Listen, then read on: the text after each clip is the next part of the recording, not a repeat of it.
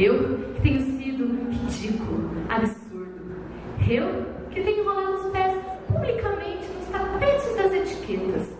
Eu que tenho sido...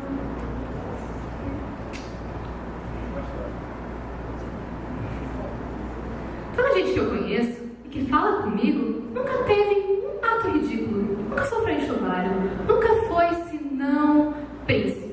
Todos eles príncipes na vida, que me deram ouvir de alguém a voz humana, que me confessasse, não um pecado, mas uma infâmia, que me contasse, não uma violência, mas uma cobarde.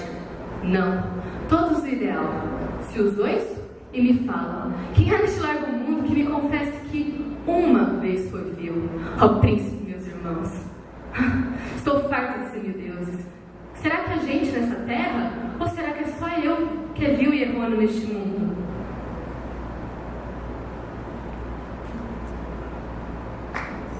Poderão as mulheres não terem amado, podem ter sido traídos, mas ridículos? Nunca.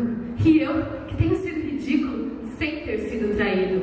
Eu, que tenho sido vil, literalmente vil. Vil no sentido mesquinho e infame da beleza.